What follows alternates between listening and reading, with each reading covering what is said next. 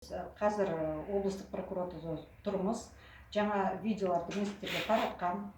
Енді қазір келіп тұрмын.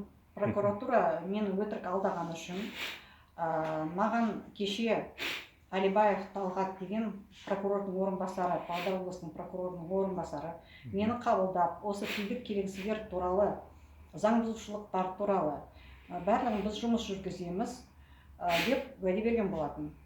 Енді бүгін олардың тікелей міндеті қайда заң бұзушылық, олар заң қадағалаушы орган, сол келіп заңды түсіндіріп беруге.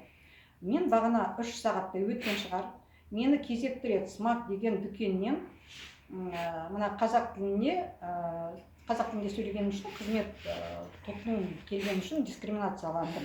Смарт қай көшеде адресі? Смарт деген Истай 136/1.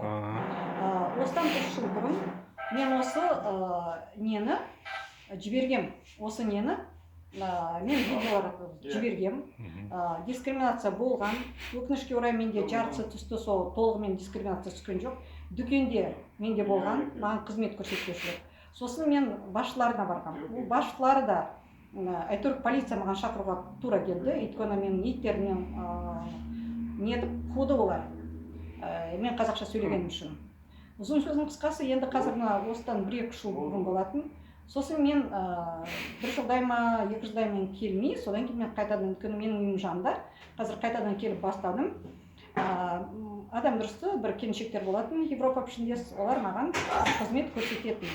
Енді қазір олар қызмет бір шовинистка пайда болды.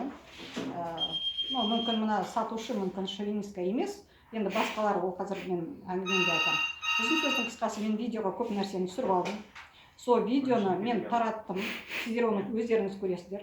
Прокуратурада Әлия деген, өтір соттан, Бақытжан деген Скакова, Бақытжан ба, Бақытгүл ма, кешірім сұраймын, егер нетсем. Ол айтты, мінеки қазір, ең бірінші трубканы алғанда, дежурный прокурор слушает.